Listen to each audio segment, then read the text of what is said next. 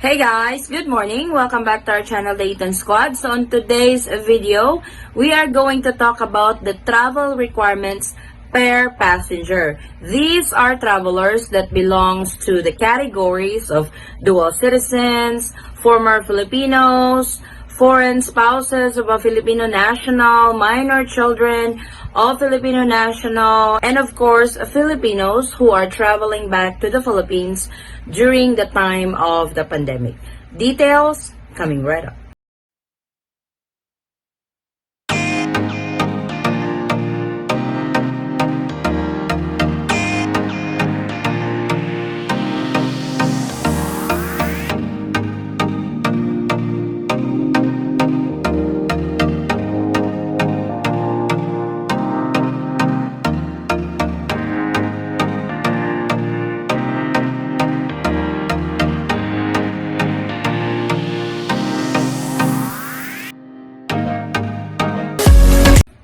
So I get a lot of questions in my channel under the comment section on what they should bring when they travel to the Philippines.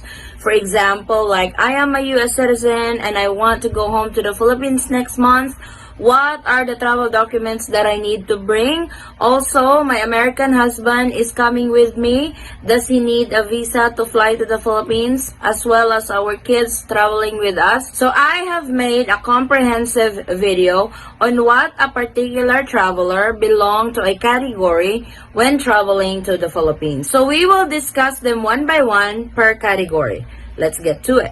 So number one are Filipino citizens. If a Filipino citizen is going back to the Philippines, all he needs is a valid Philippine passport. When I say Filipino citizen, you are a permanent resident of a particular country or you are a green card holder of a particular country. You still carry a valid Philippine passport. When you plan to travel to the Philippines, you need to bring your valid Philippine passport along with your green card or any document that proves that you are a resident of this particular country as well as a citizen of the Philippines. Number two, dual citizens. So dual citizenship is a citizen of two different countries. For example, you went to the US, you applied for US citizenship, then after a few months, you applied or retained your Filipino citizenship, you are called a dual citizen.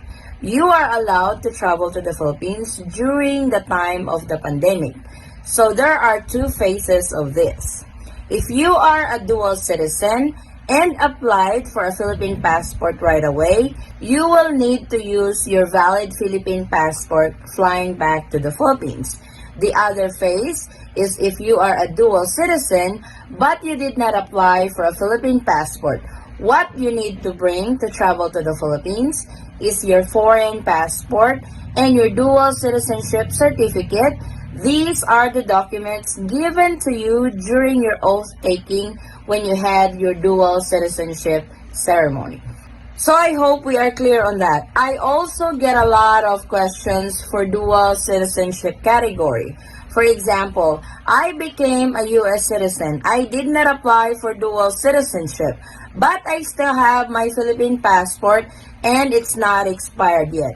Can I use it to go home to the Philippines? The answer to that is no.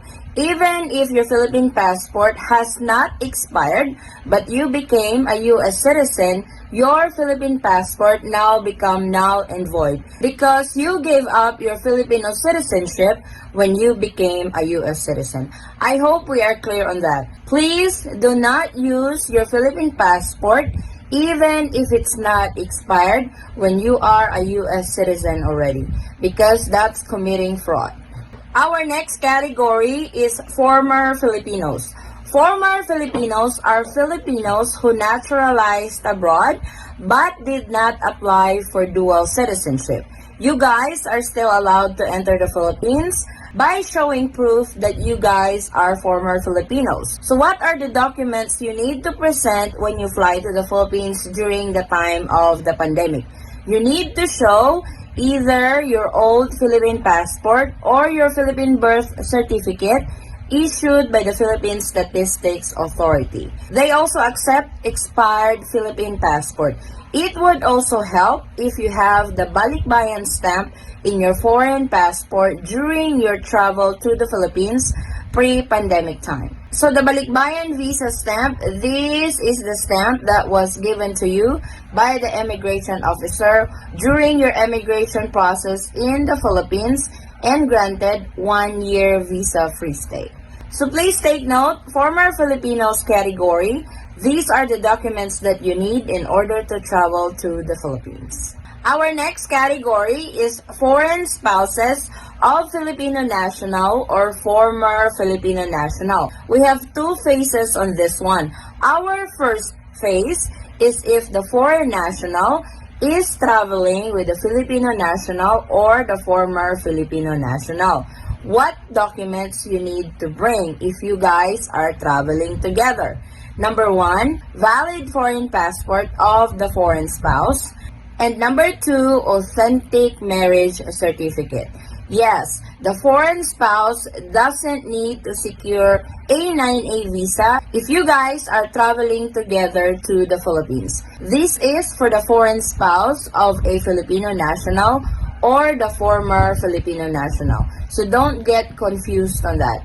If you guys are traveling together back to the Philippines, the foreign national or the foreign spouse doesn't need to secure a 9A visa to enter the Philippines. Just make sure that you bring your authentic marriage certificate to present to the immigration officer during your immigration process. The second phase is if you are a foreign spouse of a Filipino national or former Filipino national but not traveling together because the Filipino spouse or the Filipino wife is already in the Philippines. So what are the documents that you will need? Number 1 is your valid foreign passport. Number 2 is the valid entry visa. This is the 9A visa that you need to apply to a Philippine consulate where you are under the jurisdiction of. So you need to secure a 9A visa if you are a foreign spouse of a Filipino national or a former Filipino national if you are not traveling together. And the condition to that is if the Filipino national or the former Filipino national is already in the country in the Philippines. Also, the other document that you need to bring is your authentic marriage certificate. So just to recap, to foreign spouses of a Filipino national or former Filipino national, you need to bring your valid foreign passport, your valid entry visa, this is the 9A visa, and your authentic marriage certificate in order to travel to the Philippines during the time of the pandemic if you are traveling alone. Our next category is the former parent of a minor Filipino child. So these are the documents that you need if you are a parent of a minor Filipino child. When you say minor, this is 17 years old and below. So number 1 is your valid foreign passport. Number 2 is your valid entry visa. This is the 9A visa. And number 3 is the authentic birth certificate of your child. Make sure that your name is listed as the parent in the birth certificate. So if you are a foreign parent of a minor Filipino child, you can secure or you are eligible to apply for a 9A visa, regardless if you are married or not, as long as you are listed as the father of the minor Filipino child in the birth certificate. Our next category is children of a Filipino national or a former Filipino national. So we have also two phases on this one. The first one is if the child or the children are flying with the Filipino national. So if the foreign children is flying with the Filipino national, she is the mother or the father, whoever is the Filipino national in the group, you will need to bring your valid foreign passport and your authentic birth certificate. So please take note, this category is under children of a Filipino national or former Filipino national who are traveling together with the Filipino principal. So the next phase is if The Filipino principal is not traveling with the children going to the Philippines because the Filipino principal is already in the country. These are the documents that you need to present. Number 1, valid foreign passport. Number 2, valid entry visa. This is the 9A visa. And number 3, the authentic birth certificate of the child. So please take note of those two. Don't be confused because I have already laid out if you guys are traveling with the Filipino national or the former Filipino national, or if you guys are not traveling with the Filipino national or the former Filipino national. So now, what if the child is born to a Filipino parent? I know some will ask, Mom, I have a child. He was born in the States, but I am still a Filipino citizen. So this is what you guys need to do. If a child is born to a Filipino parent, what you need to do is report the birth of your child in the Philippine consulate, then apply for a Philippine passport because the child is technically a dual citizen by birth. You won't need a visa for the child if you guys are flying to the Philippines.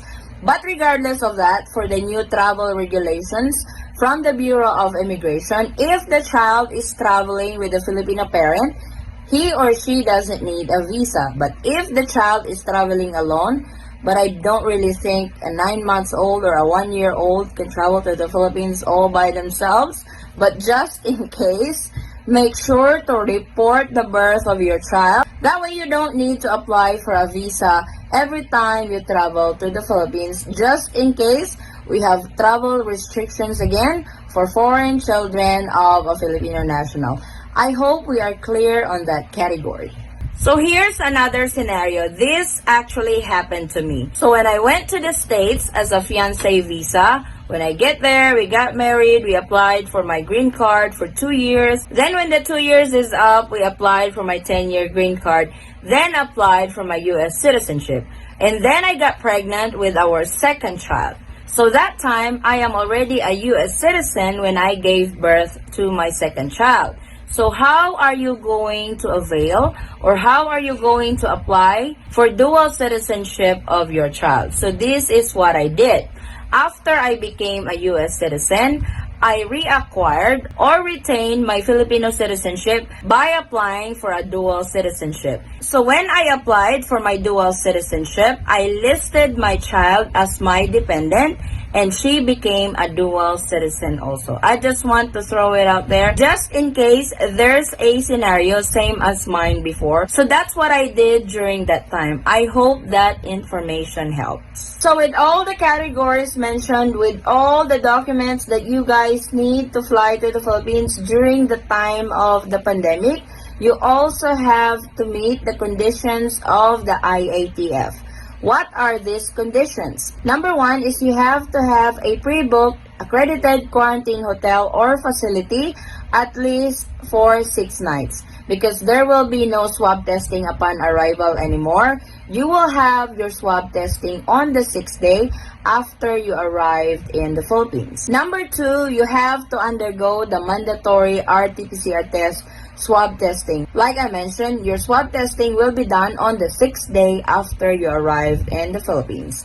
Also, the other condition is subject to the maximum capacity of inbound passengers as set by the National Task Force for COVID-19. I know there's a lot of you gets confused of this. This is the reason why there are flights canceled, flights rerouted, and all that stuff. Because the Philippines still limits the travelers that comes into the country because the facility are limited, the swab testing facility is limited, and all that stuff. So all flights coming to the Philippines are subject to the maximum capacity of inbound passengers as set by the NTF. So I hope this video has helped our kababayans who are still confused on the different categories of travelers that are allowed to travel to the Philippines during the time of the pandemic. I hope this video will clear up those confusions and help you prepare with the correct documentation when you fly to the Philippines. Thank you so much guys for watching. If you find this video helpful, please give it a thumbs up and share it with your friends and family whom you know that can use this video as reference. If you are new to our channel, welcome. We do travel updates, and if you are not a subscriber yet, please consider subscribing and don't forget to hit that notification bell so you will be notified on updates like this. And to our subscribers and new subscribers, thank you so much for the continued support and trust to our channel, the ITAT Squad. I hope to see you guys in our next travel update. Stay safe, stay healthy, and God bless everyone. Bye! Bye.